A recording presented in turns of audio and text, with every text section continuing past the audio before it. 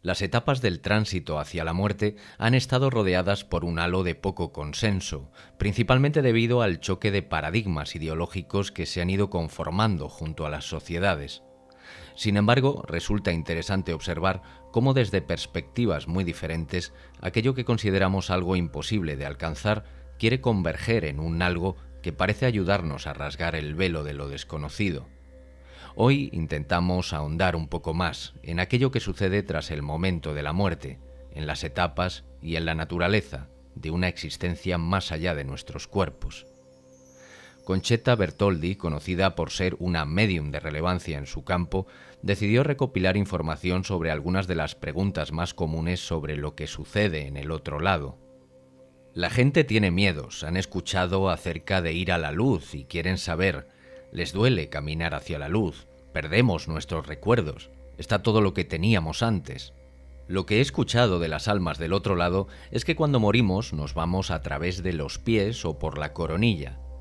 De este lado he oído hablar del cordón de plata que supuestamente nos une a la vida aquí, pero ellos no me lo han mencionado. Es difícil describir exactamente cómo nos estamos moviendo. Es un poco como flotar, un poco como caminar, un poco como volar. Es una gravitación hacia una luz, a modo de portal. Hay una sensación de anticipación, tal vez un poco de miedo en algunas ocasiones, pero más anticipación. No se olvida nada en absoluto. De hecho, mientras que ahora solo podemos recordar algunos aspectos destacados de nuestro pasado, allí recordamos cada momento y detalle, todo lo que sabíamos, amamos o experimentamos. Cuando morimos, a los pocos segundos de entrar en la luz, experimentamos un conocimiento. Obtenemos una revisión rápida de nuestras vidas y vemos el efecto dominó completo de todas nuestras acciones. Sentimos todo lo que hicimos sentir a la otra persona, la alegría, el dolor. Vemos y entendemos todo el efecto dominó de todas nuestras acciones y de cada interacción que tuvimos con alguien, y sabemos y entendemos cuál fue nuestro propósito en esta vida. Hay un periodo de transición, un momento en el que podemos reflexionar sobre nuestra vida. No siento que esto esté estandarizado de ninguna manera, es diferente de un individuo a otro. Para muchos puede haber un periodo necesario para sanar cualquier problema energético o emocional, especialmente perdonarnos a nosotros mismos por cualquier cosa que hicimos mientras vivíamos y de lo que no nos sentimos orgullosos, que puede haber lastimado a alguien antes de que podamos interactuar con este lado otra vez. En todo momento recibimos ayuda para sanar lo que deberíamos haber podido hacer en nuestras vidas aquí. A veces hay tristeza por lo que desearíamos haber hecho de otra manera. Se nos anima a curar cualquier enfado o culpa. Pero también existe lo que pensaríamos como curación física, aunque no es realmente física, es espiritual. No puedo decirles con qué frecuencia alguien que ha estado enfermo cuando murió, tal vez incluso le han faltado partes de su cuerpo, me ha dicho que en espíritu estaba completamente curado y sano. Alguien que haya tenido grandes dificultades para caminar o incluso habiendo estado paralítico, en el otro lado, al final de su vida, me dirá que allí está bailando. La verdadera belleza de la luz es que es armonía completa. Aquí podemos pasar toda la vida en la oscuridad. No sabemos lo que estamos haciendo o el efecto que estamos teniendo. Interactuamos desde nuestras ideas y creencias que van cambiando de un país a otro. Y todos creen que tienen la verdad, pero en realidad eso son cosas de la tierra que nada tienen que ver con el espíritu. Cuando llegamos allí, tenemos una visión clara y no adulterada de lo que es este lado. Ya no tenemos apariencia física, somos pura energía. Cuando estoy realizando una lectura mediúmnica, los muertos tienen formas de mostrarme alguna apariencia que me permite describirles a un ser querido de este lado, pero hablando con franqueza, no sé cómo lo hacen. Parece que la adopción de una u otra forma es un proceso optativo por su parte. Hay tantas dimensiones que tenemos la opción de elegir cualquier tipo de cosa que deseemos experimentar. Es la elección del espíritu. Incluso podemos recrear aquello que amábamos en la tierra. Si por ejemplo nos gustara el béisbol, decidiríamos usar nuestro tiempo en un hermoso parque de béisbol grande. Las limitaciones de lo físico no existen en este lado. Podríamos ir a donde queramos. Todas estas dimensiones son creadas por Dios a través de nosotros mismos. Tengo la impresión de que no extrañan sus cuerpos. pero recuerdan la carne como algo agradable, recuerdan haber comido, recuerdan haber tenido relaciones, pero tienen sentido del humor al recordar sus deseos y placeres terrenales. Con toda honestidad, probablemente sea difícil para la mayoría de las personas identificarse con aquello que somos aquí, porque como espíritu ni siquiera somos hombres o mujeres, somos completamente asexuales. Reencarnamos en cualquier género porque hay diferentes lecciones que aprender de cada rol, y el espíritu guarda esos recuerdos. Otra parte de esto es que durante mis lecturas, muy a menudo las personas deprimidas o tristes dirán que una vez que mueren no quieren volver. Lo escucho todo el tiempo. Quiero quedarme en el otro lado o espero que esta sea mi última vez en la Tierra. Pero una vez que estamos allí, algo nos hace volver a la carne para que podamos aprender lecciones. Tenemos una perspectiva muy diferente que la que tenemos aquí en la Tierra. Creo que el objetivo final de todos es convertirnos en guías que ayuden a los demás y ser un espíritu divino que está cerca de lo que denominamos Dios. Para hacer esto tenemos que ser dignos. En la forma del alma no hay nada más importante que ser digno y estar cerca de Dios. De este lado queremos casarnos, tener hijos, queremos dinero, belleza. En la forma energética y espiritual ya nada físico importa, solo les importa estar cerca de Dios. Ese viejo mito no es realmente cierto, al menos no en la forma en que generalmente se presenta en películas y libros de terror. Sé que a veces las almas están conectadas con lugares que aman, pero no creo que sea así en la mayoría de los casos. La mayoría de las veces los muertos estarán cerca de sus seres queridos, donde sea que estén, no apegados a una casa en particular. A veces un alma tiene una historia que contar. Por ejemplo, en lugares históricos como un campo de batalla de la Guerra Civil. Gettysburg es uno de los lugares más embrujados que he visitado. Hay muchos espíritus allí. En estos casos hay una historia sobre la destrucción de una vida incompleta. Nuestros libros de historia solo cuentan la parte más pequeña de la historia. Nunca entenderemos la experiencia real, y a veces los muertos se quedan en estos lugares para contarla. En cierto modo, las almas están ahí atascadas. Es posible que no comprendan que era una elección premeditada el morir en ese momento y podrían sentir que se les ha impedido completar su propósito. Piénsalo, cuando nos impiden hacer algo que deseamos con urgencia, nos frustramos. Tal vez sentimos que no fue nuestra culpa y nos vemos atrapados en poner excusas, contar nuestra historia, para que otros sepan que no fue nuestra culpa. En el caso de estas almas, si cruzaran al otro lado, todo se les explicaría y se animarían a aceptar el amor de lo divino. Pero si no cruzan y no obtienen una revisión de su vida, si no obtienen una perspectiva diferente, no tienen ni idea. Literalmente son almas perdidas que deberán de trascender en un momento dado. Esto realmente no pasa mucho. Si sucediera cada vez que alguien fuera asesinado, habría una energía demasiado espesa y dolorosa a nuestro alrededor. Pero donde la historia es importante, algunas almas se van y otras se quedan. En cualquier caso, perdonan y son perdonados en el momento en el que entran en la luz. En la luz no hay lugar para nada más que el perdón y el amor. Ellos me dicen que el limbo es un estado de frustración debido a la falta de comprensión. Un alma no comprende lo que se espera de ella, lo que ha hecho mal y no puede seguir adelante. No puede pasar al siguiente nivel en su desarrollo espiritual. Para escapar del limbo, el alma debe de estar dispuesta a escuchar y prestar atención al maestro o al guía espiritual como una especie de consejero. Es como cuando un niño hace algo que está mal incluso sin darse cuenta. Entonces el consejero escolar quizás le dé un ejemplo de por qué sus acciones no fueron del todo correctas, y el niño lo entenderá eventualmente. Tiene comprensión, se da cuenta de que lo que hizo estuvo mal, incluso si no pretendió nada malo. Puede disculparse y volver a sus clases. Si no entiende y se le permite volver a la clase, es posible que vuelva a hacer lo mismo o algo peor. Pero con la comprensión puede seguir adelante y evolucionar. En términos espirituales es lo mismo. No podemos pasar al siguiente nivel sin comprender en qué nivel estamos. Una vez que lo hacemos, tenemos una nueva oportunidad, una nueva visión, una nueva misión que podemos emprender con una actitud mejorada. Todo lo que hayamos tocado conservará algo de energía.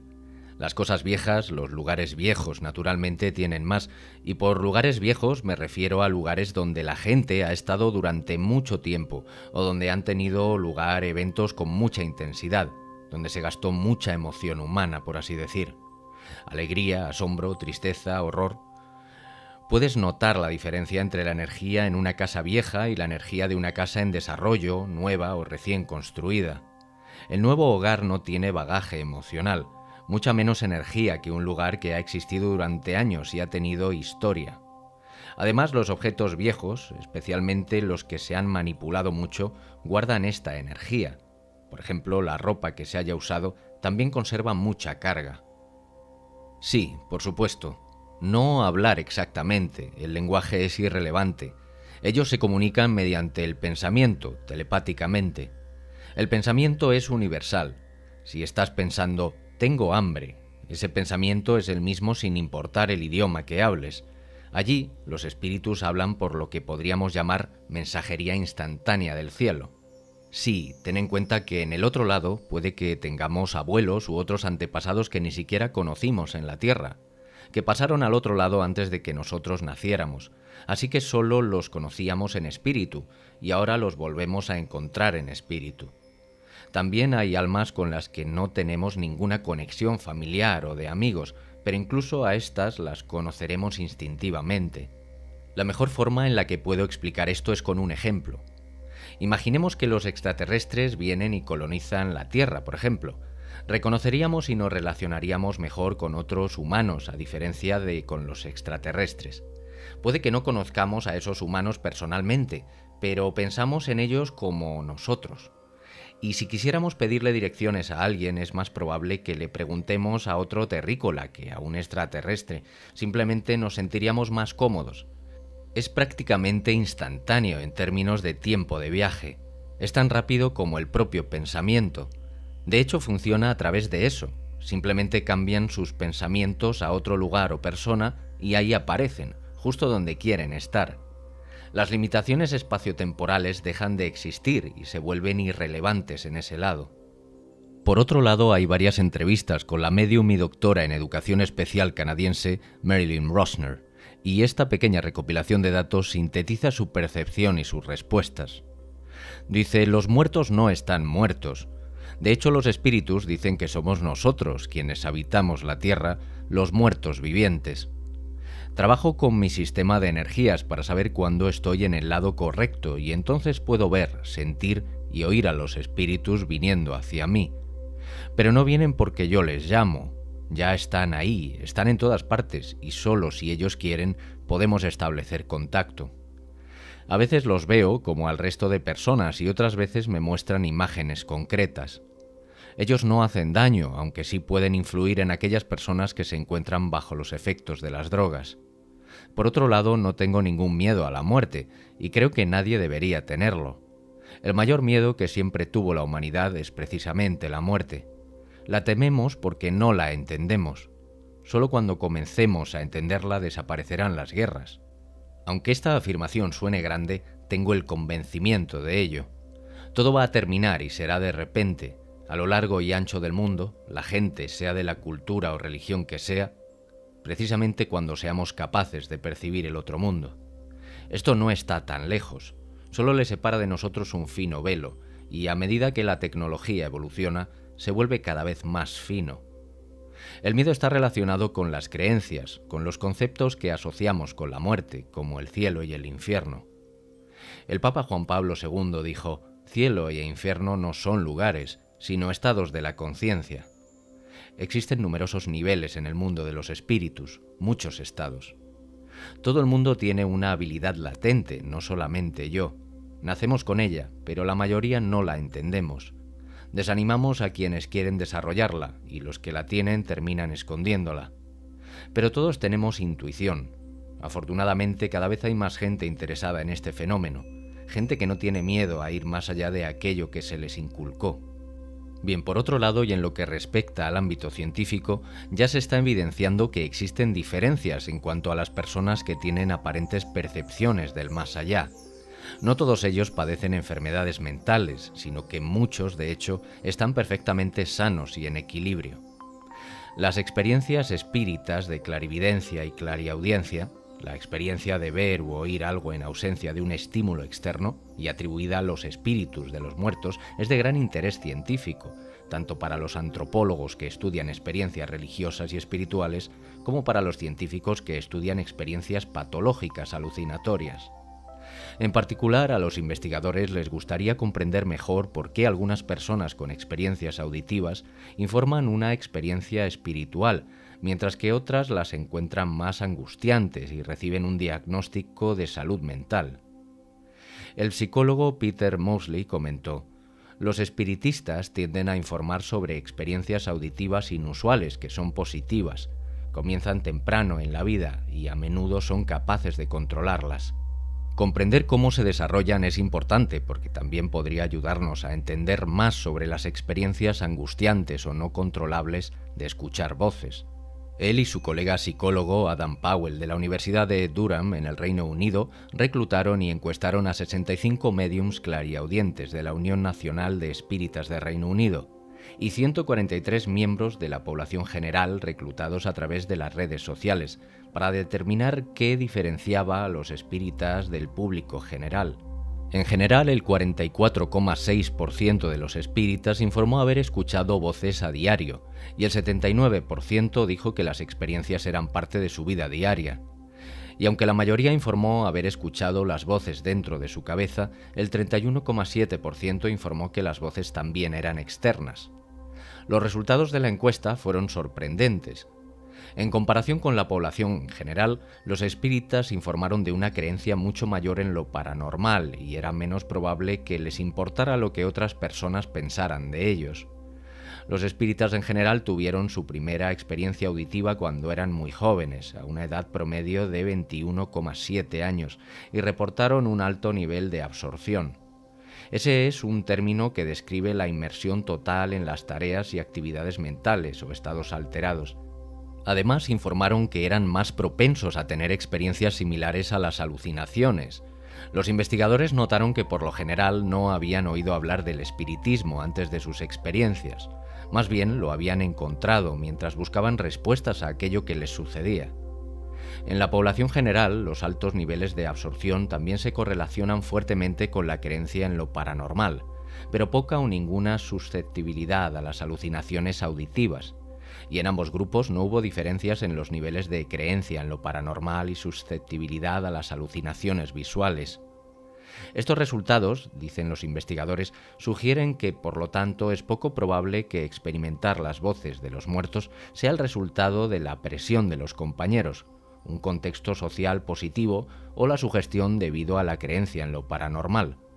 En cambio, estos individuos adoptan el espiritismo porque se alinea con su experiencia y es personalmente significativo para ellos. El Dr. Power dijo: nuestros hallazgos dicen mucho sobre aprender y anhelar.